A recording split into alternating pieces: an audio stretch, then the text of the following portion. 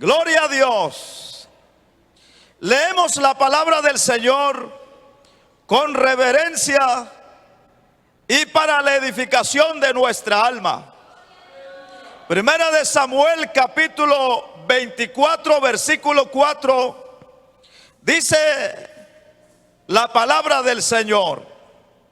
Entonces los hombres de David le dijeron: he aquí el día que te dijo Jehová, he aquí que entrego a tu enemigo en tu mano, y harás con él como te pareciere. Y se levantó David y calladamente cortó la orilla del manto de Saúl. Después de esto se turbó el corazón de David, porque había cortado la orilla del manto de Saúl. Y dijo a sus hombres: Jehová me guarde de hacer tal cosa contra mi señor, el ungido de Jehová, que yo extienda mi mano contra él, porque es el ungido de Jehová. Así reprimió David a sus hombres con palabras, y no les permitió que se levantasen contra Saúl. Y Saúl, saliendo de la cueva, siguió su camino. Gloria a Dios. Con gozo y con alegría. Por favor, hermano, puede tomar su lugar. Debemos de tener cuidado quiénes son los que nos rodean. Hay un dicho que dice: dime con quién andas y te diré quién eres. Debemos de tener mucho cuidado de seleccionar a las personas que estarán a nuestro alrededor. Pero sobre todo, debemos de seleccionar a las personas que nos van a aconsejar. Porque conforme el consejo que las personas que nos rodeen nos den, tendrá mucha influencia en nuestra vida, en nuestras decisiones, en nuestro proceder, en las cosas que hagamos. Estos consejeros llegan a tener mucha influencia en nuestra vida, porque estas personas, si son buenos consejeros, serán de bendición para nuestra vida. Pero si el consejo que nos dan no es un buen consejo, pues será para nuestra propia desgracia también. Eso hay que tener mucho cuidado. Hay que ver con quiénes se rodea. ¿Quiénes son los que están aconsejándole? ¿Quiénes son los que le dan consejos? Los que le dicen: me parece, tal vez de esta manera, yo creo, yo pienso.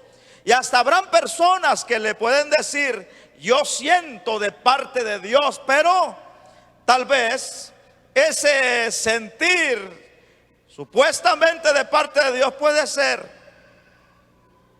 de su propio corazón. De la forma que los consejeros, los que influyan en su vida, dependerá también el futuro de su vida de las decisiones que usted tome en su camino. Si el consejero es un buen consejero, las decisiones serán buenas, porque en el camino uno se hallará a veces en una situación difícil, en un momento crucial donde uno necesitará de un buen consejo y de un buen consejero. Pero si el que da el consejo será un consejo malo, pues las decisiones serán malas. Pero si ese consejero es un buen consejero, para que sea un buen consejo, tiene que estar guiado por Dios. Recuerde que el profeta Jeremías dijo: maldito el hombre que confía en el hombre. Si el consejero, el que da el consejo, pide la dirección de Dios, pues será un buen consejo para el propio bien de uno mismo, por las decisiones que uno va a tomar. Es muy importante tomar en cuenta esto, porque si observamos lo que dice la palabra del Señor allá en el libro de Números, capítulo 16, hablando de un consejero, el que va a influir en las decisiones que uno va a tomar, dice la palabra del Señor en el capítulo 16 de Números, de un hombre llamado Coré. Y este hombre llamado Coré tenía también a su alrededor a sus amigos, quienes lo aconsejaron. Y sus amigos, los amigos de Coré, uno se llamaba Datán, el otro Abiram y el otro On. Y dice la palabra del Señor que estos tomaron gente consigo. Pero en el versículo 2 dice: y se levantaron contra Moisés. Tomen en cuenta esto, que primero Coré, de repente nació en su corazón un pensamiento. Por estas razones, que todo pensamiento que nazca de nuestra mente debemos de llevarlo a los pies de Cristo. Y de repente nació un pensamiento en la mente de Coré, y en vez de consultar a Dios, él consultó a sus amigos, y sus amigos le dieron un consejito.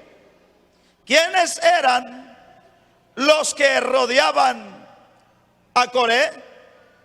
Datán, Abiram y On. Pero también dice la Biblia que con ellos se levantaron 250 varones de los hijos de Israel, príncipes de la congregación, de los del consejo, varones de renombre. Tomen en cuenta, estos 250 hombres eran parte del grupo de los consejeros que apoyaban a Moisés en todos los asuntos. Por entonces Coré y los demás, y estos 250 hombres, seguro que de alguna manera Coré llegó a convencer a estos para que se pusieran de su lado. Pero vean el consejo que le dieron.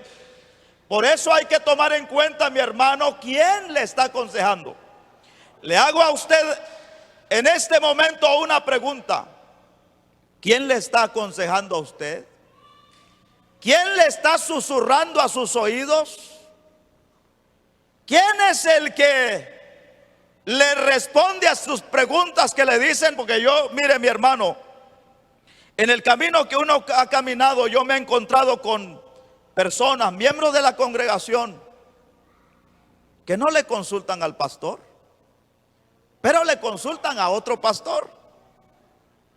Y de repente se encuentran con un asunto y dice: bueno, no creo que mi pastor tenga la suficiente madurez, el suficiente recorrido, la suficiente sabiduría para tratar este asunto.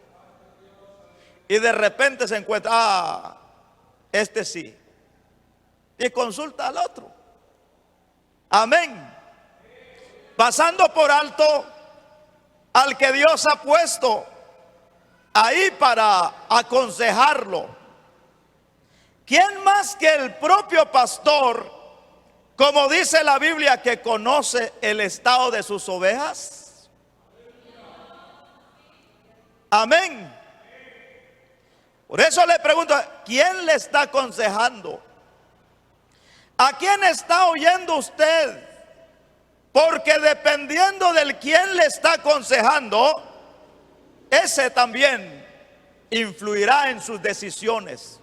Porque usted tiene una pregunta y aquí le dice, bueno, yo siento de parte de Dios que es de esta manera. Y usted dice, bueno, Dios ha respondido y usted lo hace.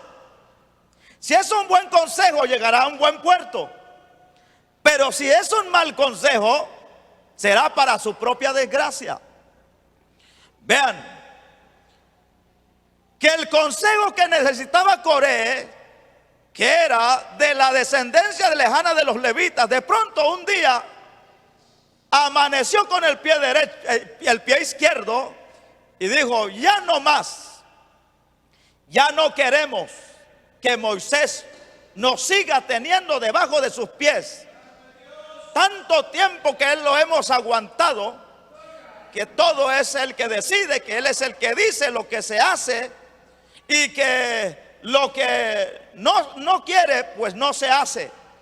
Moisés era el que tomaba las decisiones.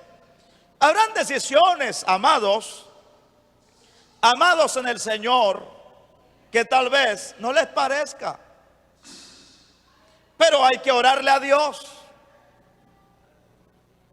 Porque si el que tomó la decisión ha errado, y como dice un dicho, pues que errar es de humanos, y el pastor sigue siendo de carne y hueso. Entonces, en vez de comenzar a murmurar, a pegar el grito al cielo, y hoy las redes sociales, mi hermano, claro, es un medio que puede servir para proclamar las buenas nuevas de salvación, pero es un medio también que puede servir para destruir, dependiendo cómo lo pueda usar uno. Amén. Entonces Coré un día dijo, escúchelo bien, y dijeron en el versículo 3, y se juntaron contra Moisés y Aarón y les dijeron, basta ya de vosotros, porque toda la congregación, todos ellos son santos, y en medio de ellos está Jehová. ¿Por qué pues os levantáis vosotros sobre la congregación de Jehová? Vean bien. Llegaron a ver a Moisés como un general, no un líder, sino que ahora lo miraban como un líder autoritario. Y seguro que dijeron, bueno, es Moisés, él no escucha consejo. De nada sirve que estemos nosotros los 250 consejeros que al final, él tiene la última palabra. Y lo que él dice, eso es lo que se hace. Entonces se encontraron a otro que los podía liderar, a Coré, y se pusieron de acuerdo. Seguro que hicieron una reunión, porque las reuniones que no son para bien se hacen en secreto. Amén. ¿Para qué esconderse? Si todo está bien, si es para el bien o de la congregación o del pueblo o quien quiera que sea. Pero ellos se pusieron de acuerdo y dijo, mire, y tal vez Coré dijo, bueno, yo les voy a externar mi posición y no me parece esto, no me gusta esto, no estoy de acuerdo con esto. Por eso es que hay que tener cuidado, mi hermano, cuando de repente amanece uno con la ropa al revés. Porque entonces amanece uno con total desacuerdo de todo lo que tal vez iba caminando bien hasta ese momento. Pero de repente despertaron y decir, bueno, yo no estoy de acuerdo con esto y yo siento que ya no aguanto más. Y entonces se juntaron todos los que no estaban de acuerdo. Y los 250 que tenía Moisés como consejeros, imagínense mi hermano, pues se pusieron del lado de Coré. Amén. Y entonces comenzaron a decir, sí, sí, tienes razón, nosotros somos testigos de eso, que Moisés no escucha consejo y lo que él dice, eso es lo que se hace. Ahora sí, vamos a protestar. Amén. Y protestaron. Ahora, terminamos con este punto. Ven que es importante examinar quiénes son los que están alrededor nuestro, evaluar, tomar en cuenta, abrir los ojos, seleccionar a las personas, quiénes son los que nos están aconsejando, porque puede ser que los que están aconsejándonos nos van a aconsejar bien o mal. Y ese es el peligro. Si esa persona le está aconsejando bien. Porque una persona puede tener buenas intenciones, pero que las buenas intenciones no es suficiente, porque su decisión humana puede llevarlo a la desgracia, a tomar malas decisiones. Y si vamos allá en el libro de Génesis capítulo 3, entonces vamos a ver también quién fue el que aconsejó o mal aconsejó a Eva. La palabra más correcta es, ¿quién fue el que mal aconsejó a Eva? Porque de repente Satanás entabló una conversación con Eva. Cuidado mi hermano, que de pronto usted entable una conversación con Satanás. O de repente se halla usted en una plática amena con Satanás. Y de repente, de la noche a la mañana, Eva se encontró que Satanás se había convertido en el mejor consejero de ella. Cuidado mi hermano, ¿quién es su consejero de cabecera? Que cuando tiene un problema, ¿con quién usted se aboca? ¿A quién inmediatamente usted llama y dice, ay hermano, viera que yo tengo un gran problema y el problema está muy grande? Yo no sé qué hacer.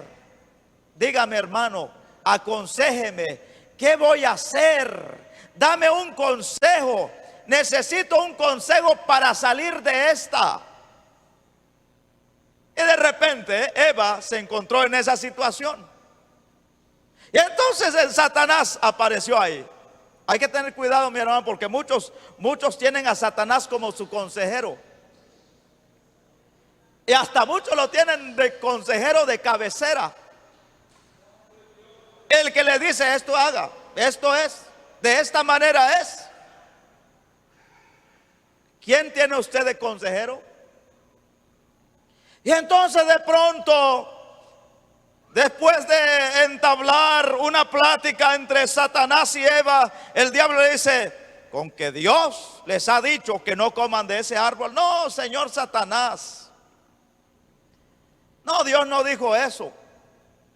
Pues Dios dijo que podemos comer de todo árbol, pero hay un árbol que Dios nos prohibió. Bueno, pero eso no es problema. Pero si tú me permites aconsejarte. Y entonces Eva dijo, está bien, no dice así la Biblia.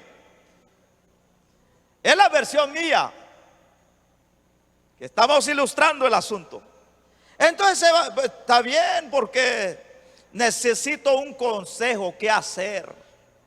Dice la Biblia que ese árbol que Dios había prohibido era árbol codiciable para alcanzar sabiduría y que era bueno ante los ojos. Entonces viene, ¿por qué no le pidió a Dios? Pero de repente ahí apareció el consejero de muchos, no solo de las personas que viven en el mundo, los inconversos, sino de muchos cristianos. Entonces apareció ahí el consejero de todos los tiempos, el que a veces está ahí más cerca. No es que Dios no esté ahí, pero como para muchos cristianos cuesta que Dios conteste, pero Satanás está nada más en un chiflido nada más. Como dijo alguien, solamente grite rana y yo salto. Así es el diablo. Solamente pégame un chiflido y ya estoy ahí. Y entonces de repente apareció ahí el diablo. Y bueno, pero si tú quieres yo te doy un consejo, cómo está el asunto, y no va a pasar nada. No, lo que pasa es que Dios dijo que si comemos de ese árbol, y yo tengo unas ganas de comer de ese árbol. No se imagina, señor Satanás, cuánto he codiciado comer de ese árbol. Pero como Dios ha dicho que es prohibido y es pecado, pues entonces eso me ha detenido. Pero eso no es problema. Si quieres yo te doy un consejito. ¿Cómo es realmente el asunto? Y entonces el diablo le dijo, no morirán, les dice, no va a pasar nada. Al contrario, les dice, Dios sabe que el día que coman de ese árbol, no van a morir, sino que serán como dioses, les dice. ¿Y qué hizo Eva? ¿Le creyó a Dios o le creyó al consejo del diablo? ¿De quién? Del diablo. Significa que al final el que estaba ahí acompañándole llegó a ser el mejor consejero de Eva, porque creer a lo que las mentiras de Satanás para olvidar lo que Dios había dicho, porque lo que Dios dijo es, si comen van a morir. Pero cuando Satanás llegó con la versión aconsejándole que no pasaría nada, creyó más al consejo de Satanás que del consejo de Dios. Por eso hay que tener mucho cuidado. Y para terminar con la introducción, ¿qué podemos decir de los amigos que supuestamente eran los consejeros de Job en la situación difícil en la que se encontraba? Según ellos eran hombres de gran sabiduría y querían darle a Job un buen consejo. Oigan lo que dice la Biblia allá en el libro de Job, capítulo 2, versículo 11. Y tres amigos de Job, Elifaz tematita, Temanita, Bildad suita y Sofar namatita, que eran los amigos de Job, y llegaron supuestamente a condolerse y para consolar a Job. Pero cuando lo vieron en la condición que estaba, fue muy grande la sorpresa de ellos. ¿Y cuál fue la reacción, mi hermano? Cuando lo vieron de lejos, comenzaron, mire, ¿cómo pasa? Mi hermano, hay que tener mucho cuidado, porque muchos esperan la caída suya. Muchos están esperando que suceda una desgracia. Muchos están anhelando su ruina. Y a veces no es que pase eso, sino que es una prueba que Dios permite, que tiene un propósito en la vida de uno. Por eso es que hay que entender, como dijo un buen hombre de Dios, si la prueba o la tribulación que está pasando, ese momento difícil lo hace acercarse más a Dios, entonces es de parte de Dios. Pero si la situación lo hace alejarse de Dios, que ya no ora, que ya no quiere nada, que le cuesta orar, que le cuesta buscar a Dios, hasta le cuesta venir al culto, entonces esa es una trampa del diablo. El diablo lo quiere eliminar de la contienda. No todas las desgracias humanamente, ante la vista humana, parece una desgracia literalmente. Pero muchos están esperando que suceda una desgracia, una situación difícil, que la mayoría inmediatamente, sin conocer, juzgando mal, caen en prejuicios diciendo: ¿ya viste lo que le pasó al hermano? Mire, solo porque la misericordia de Dios es tan grande, si no, ya no estuviera vivo hoy. Se lo pasó llevando un carro. Una moto casi lo mataba. Quedó todo desquebrajado. Y entonces el otro hermanito dice: sí, seguro que es castigo de Dios. ¿Han oído ustedes esa expresión? Castigo de Dios es. Algún pecado estará pagando ese. Pero tan cristiano que se miraba. Sí, pero seguro algún pecado estará cometiendo. Yo los miro a ustedes algo calladitos hoy. O están bien atentos. Amén, gloria a Dios por eso. Aleluya, amén. Y entonces, mi hermano, inmediatamente emiten un veredicto sin saber cuál es realmente el motivo de la situación. Bueno, pues cuando vieron a Job allá, no se imaginaron la magnitud de la situación, pero cuando vieron, ¿por qué? Porque las otras veces que visitaban al hermanito Job, como tenía todo, que era muy rico, dice un dicho que amigo es un peso en el bolsillo, que conforme el dinero que tengas será la cantidad de amigos que tengas también. Amén. Y cuando Job estaba en su riqueza, pues tenía muchos amigos. Y cuando llegaban los amigos de Job,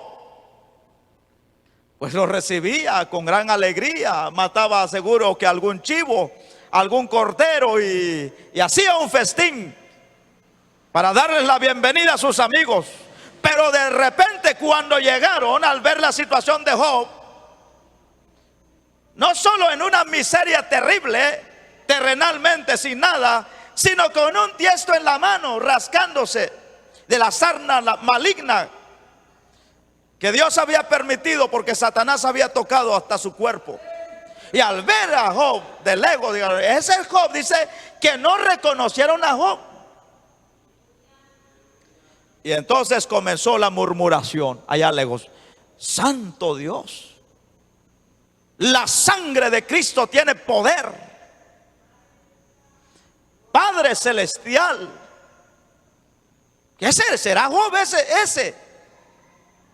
Y entonces comenzó, mi hermano, los amigos de Job, Elifaz, Bildad y Zofar, a decir, algunos dicen: ¿no será que algún castigo de Dios será la causa de Job? ¿No será que algún pecado cometió Job? Porque en el capítulo 4, el hermanito Elifaz comenzó con su discurso reprendiendo a Job. Y entonces el hermanito Elifaz comenzó a decir: si probaremos a hablarte, te será molesto. Pero ¿quién podrá detener las palabras? He aquí tú enseñabas a muchos y fortalecías las manos de los débiles. Al que tropezaba enderezaban tus palabras y esforzabas las rodillas que decaían. Mas ahora que el mal ha venido sobre ti, te desalientas, y cuando ha llegado hasta ti, te turbas. ¿No es tu temor a Dios tu confianza? ¿No es tu esperanza la integridad de tus caminos? Recapacita ahora. ¿Qué inocente se ha perdido? ¿Y en dónde han sido destruidos los rectos? Y comenzó la reprensión de Elifaz y de los otros. Y en el capítulo 6 de Job, véanme, hermano, no solo Job estaba en una situación difícil, era una situación terrible, terrible. Y vienen los hermanitos, mi hermano, en vez de ayudar a Job en la situación, comenzaron a reprenderlo. Mi hermano, le digo yo a usted, si de repente un hermano se encuentra en una situación difícil y no tiene usted palabras para animarlo, mejor no vaya. Porque si en vez de animarlo, lo desanima más, claro, es mejor no ir. Y los amigos de Job no llegaron a animarlo, a consolarlo, a condolerse de él, sino comenzaron a hurgar más la herida, a lastimar más a Job. En vez de animarlo, llegaron a decir: no, seguro que algún pecado cometiste. Job, confiesa tu pecado. Seguro que algo cometiste, porque Dios no es malo, Job. Algo habrás hecho que no le gustó a Dios para hacer cosas semejantes como esta. Por eso, como alguien dijo, amigos como esos, ¿para qué tener, para qué más diablo? ¿Para qué más diablos, mi hermano, que los amigos de Job? Suficiente era con lo que el diablo había hecho contra él, que los supuestamente amigos de Job, que iban para condolerse y consolarle, y terminaron desanimando a Job. Si Job no hubiera tenido puesta la mirada en Dios y hubiera entendido allá adentro, como él lo entendió, que ese era un propósito de Dios, Job se hubiera derrumbado totalmente. Ahora, después de terminar la introducción, vamos allá donde hemos leído en Primera de Samuel. Ahora que hemos hablado mucho de los amigos, de aquellas personas que a veces se convierten en consejeros, de las personas que nos rodean, a los que les pedimos consejo. Vean, la Biblia dice, mi hermano, que David se encontraba en Engadi. David estaba huyendo de Saúl, porque Saúl quería la vida de David. Es decir, quería matar a David, porque había llegado a tener celos de él, y porque él entendió y se dio cuenta que Dios estaba con David, porque había desechado a Saúl. Y Saúl se llenó de celos. ¿Cuándo fue que se llenó de celo, ese celo humano? Fue cuando en una guerra venían David y Saúl de la batalla, y las mujeres salieron al encuentro de ellos e hicieron un cántico que decía: Saúl mató a sus miles y David a sus 10,000, decía. Y dice que eso no le pareció a Saúl, y entonces él dijo: bueno, lo único que le falta es el reino nada más, que le den el reino. Y desde ese momento dice que Saúl comenzó a celar a David, y a conspirar contra él. Amén. Pero llegó el momento, mi hermano, que después de tanto que David escondiéndose de un lugar a otro, mi hermano, de repente llegó donde se encontraba David. Amén. Pero vean lo que sucedió. Dice en el versículo 3 del capítulo 24 del primer libro de Samuel, dice: y tomando Saúl 3,000 hombres escogidos de todo Israel, fue en busca de David y de sus hombres por las cumbres de los peñascos de las cabras monteses. Y cuando llegó a un redil de ovejas en el camino, donde había una cueva, entró Saúl en ella para cubrir sus pies. Aquí dice, lo que trata de decir, que Saúl entró en una cueva para cubrir sus pies, según es que Saúl entró ahí para hacer sus necesidades. Ahora la Biblia dice que él entró en esa cueva para cubrir sus pies, es decir, para que no hiciera sus necesidades ahí a la vista de todos, o que alguien lo viera haciendo sus necesidades. Entonces él se metió ahí en esa cueva. Y David y sus hombres estaban sentados en los rincones de la cueva donde se metió Saúl para hacer sus necesidades. Entonces, por eso es que Saúl vino al meterse en esa cueva para hacer sus necesidades, vino y se quitó el manto, porque lo podía ensuciar. Y se quitó el manto y lo puso en algún lugar ahí para hacer sus necesidades. Entonces los hombres de David, yo quiero, mi hermano, que me acompañe allá en Primera de Samuel capítulo 22. ¿Quiénes eran los hombres de David que le estaban acompañando? En el capítulo 22 del primer libro de Samuel dice: yéndose luego David de ahí, huyó a la cueva de Adulam. Y cuando sus hermanos y toda la casa de su padre lo supieron, vinieron ahí a él. Y se juntaron con él todos los afligidos y todo el que estaba endeudado y todos los que se hallaban en amargura de espíritu. Tomen en cuenta esto. Y fue hecho jefe de ellos y tuvo consigo como 400 hombres. Ahora que usted sabe quiénes eran los 400 hombres que lo acompañaban, de los de su familia, entre los que estaban afligidos, los que estaban endeudados, los que estaban en problemas, los que estaban en amargura de espíritu, iban con David. Es decir, para que usted entienda, es los que tenían algo contra Saúl aquí adentro.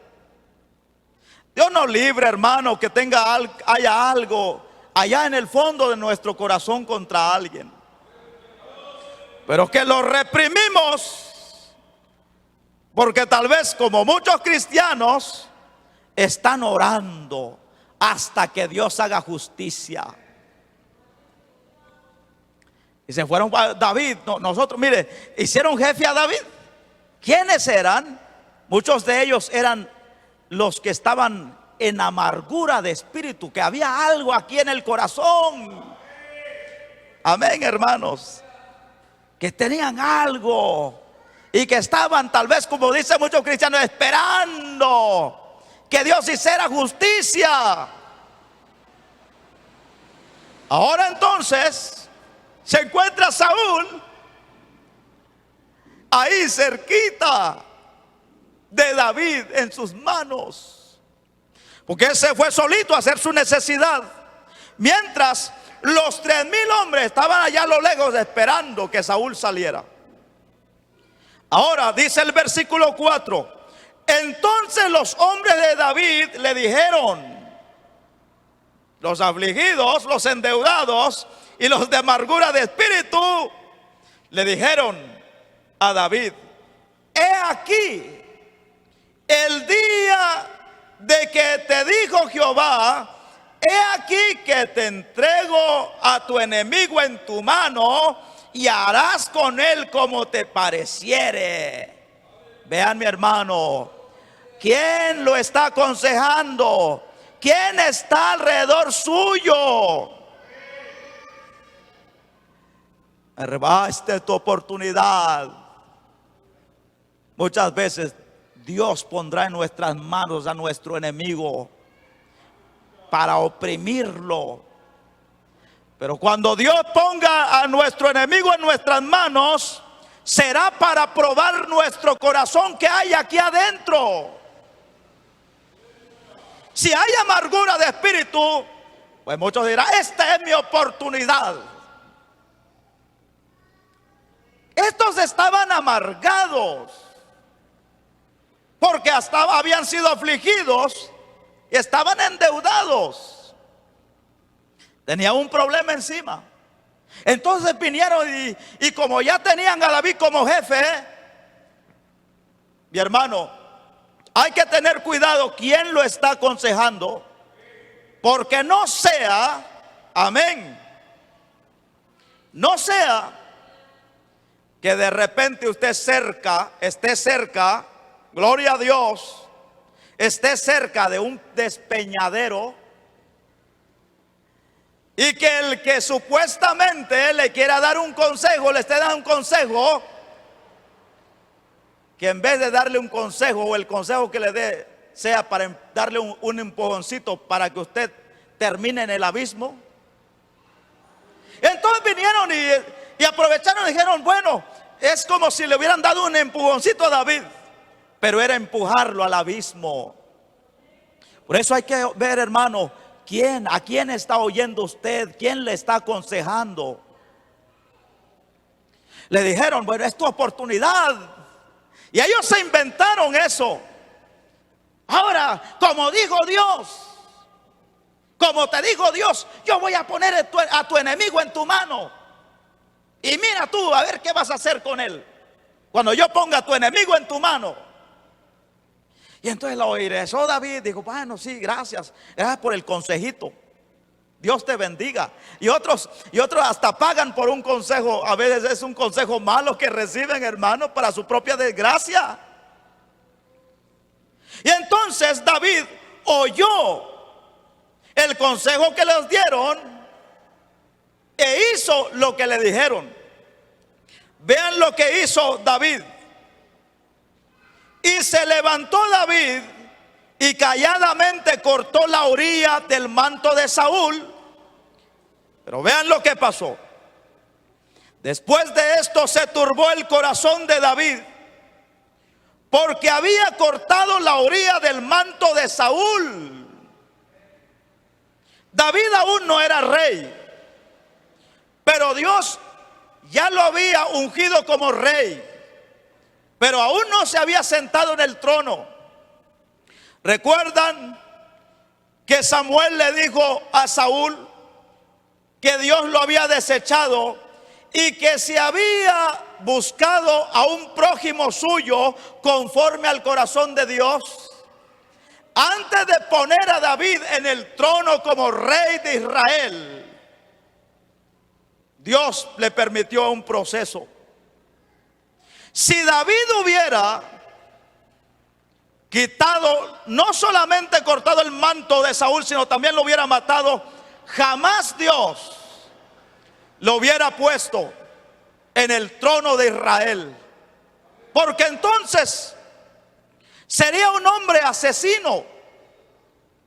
Pero Dios lo puso en su mano para probar cuál sería la reacción, la actitud de Saúl. Repito, hermanos, muchas veces Dios pondrá a nuestro enemigo en nuestras manos.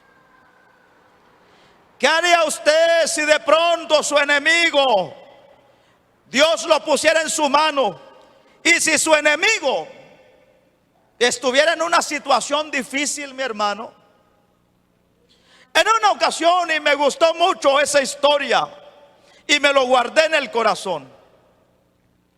Hubo un pastor que puso a un hermano como el representante legal de la iglesia, de todo, de la obra, de la misión. Y de repente, cuando este hombre tenía todo en sus manos, pues como estaba todo a su nombre, pues él vino y le quitó todo. Después de que este pastor le había sacado del anonimato, de la miseria, ahora ya tenía un nombre. Entonces el hermano no hizo nada. Pero los otros pastores comenzaron a cuestionar y a murmurar y a decir, bueno, no es posible que haga esto, es que le quitó todo, hermano. Entonces un pastor dijo, bueno, yo voy a ir a encarar a ese hombre malagradecido. Pero de repente el pastor se enteró de lo que estaba pensando esa persona.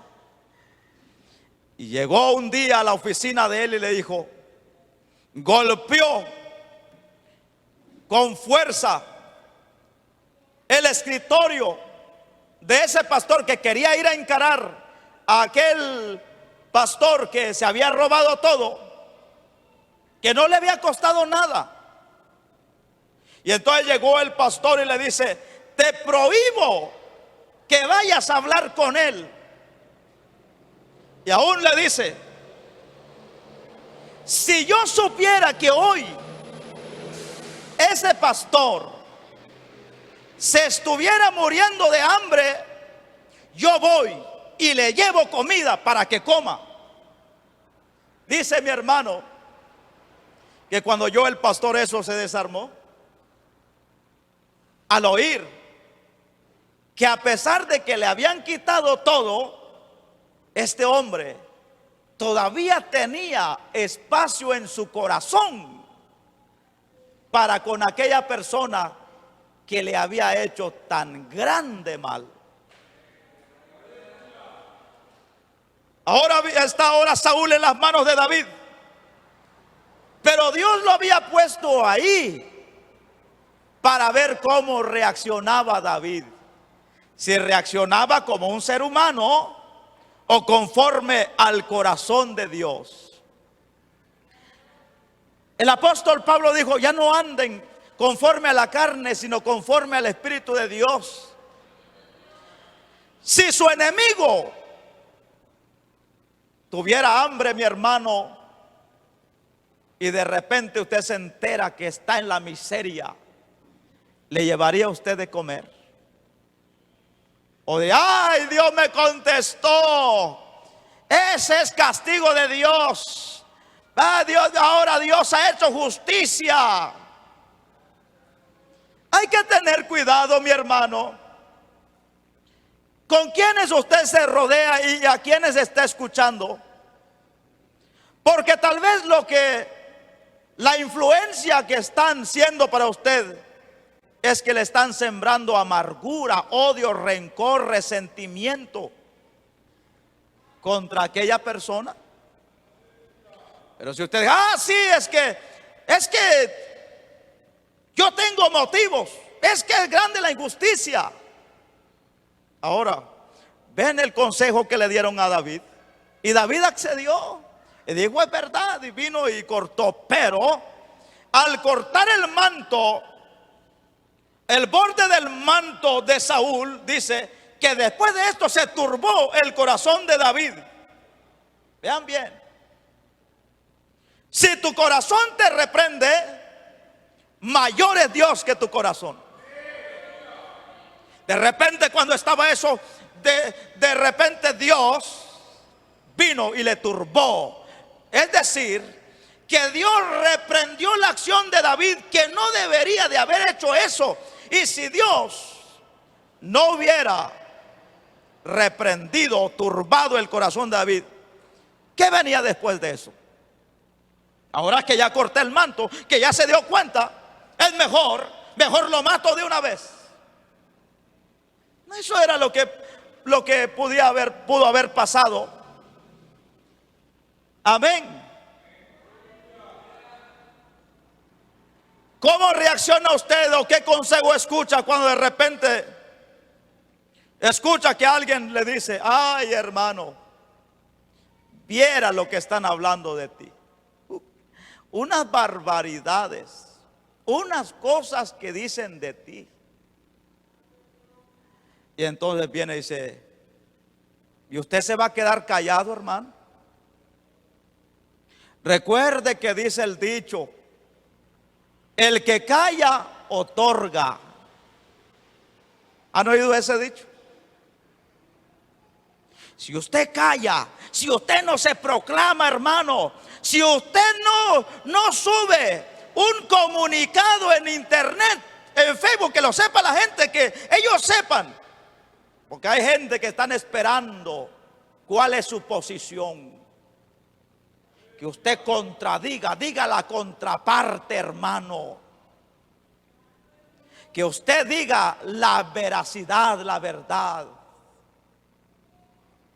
Y usted, entonces tal vez el hermanito pastor dice: no, hermano, yo lo dejo todo en las manos de Dios. No, pero sigue el ataque.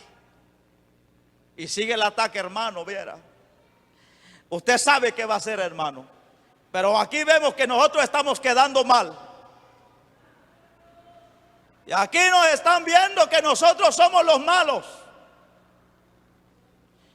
Si yo estuviera en lugar suyo, ya me hubiera pronunciado ya. Pero ¿qué va a hacer usted, hermano? Yo lo dejo todo en las manos de Dios.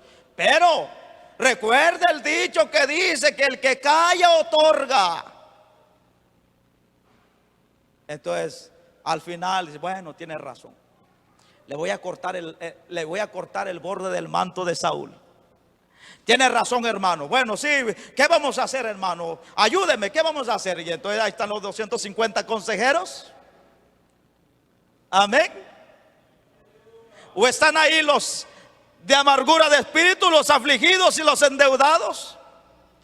Los que tienen algún resentimiento en el corazón, pero que lo tenían oprimido porque no tenían la oportunidad todavía. Pero ahora tienen la oportunidad. Ahora sí, me voy a desquitar las injusticias que nos han hecho a nosotros, los que estamos afligidos, los que nunca nos han tomado en cuenta. Por eso es que estamos así, con amargura de espíritu, afligidos. Hasta cualquiera, los endeudados. Sí, estamos endeudados. La iglesia costó 700,000, 500,000. Y ahora estamos aquí, hasta aquí de deuda en el banco. Fue por culpa de ellos, porque nos decían que hiciéramos una iglesia bonita. Ahora ven, mi hermano, ¿a quién estamos escuchando el consejo de quién? Porque dependiendo quién le aconseje, tendrá mucha influencia en sus decisiones. ¿Quiénes influenciaron a David para tomar esa decisión de cortarle el borde del manto de Saúl? Los que estaban alrededor de él.